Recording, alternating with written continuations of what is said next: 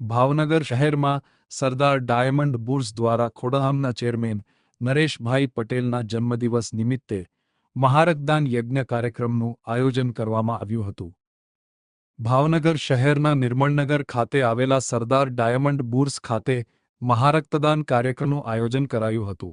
આ રક્તદાન કેમ્પમાં નિર્દોષાનંદ હોસ્પિટલ ટીમ્બી અને ભાવનગર સરટી હોસ્પિટલના સથવારે યોજાતા મોટી સંખ્યામાં લોકોએ રક્તદાન કર્યું હતું।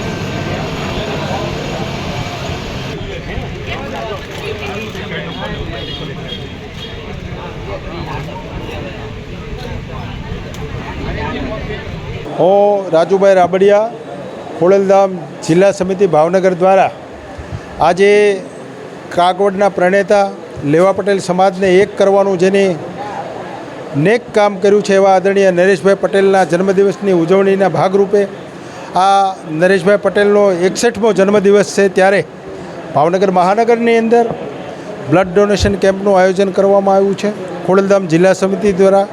આ ઉપરાંત વૃક્ષારોપણનું પણ કાર્યક્રમ કરી અને આ મહામાનવની જન્મદિવસની ઉજવણીની ભેટ ભાવનગરના પર્યાવરણ પ્રેમીઓ અને સૌ કોઈને મળી રહે, સાથે સાથે તાપીબાઈ વિકાસ ગૃહની અંદર અનાથ બાળકોની સાથે પ્રીતિ ભોજન કરી અને એને શુભેચ્છાઓ આપી અને શુભેચ્છા ભેટ આપી આદરણીય નરેશભાઈ પટેલનો જન્મદિવસ ઉજવણી કરવાનો અમે ભાવનગર જિલ્લા ખોડલધામ સમિતિ દ્વારા એક નાનકડો પ્રયાસ કર્યો છે।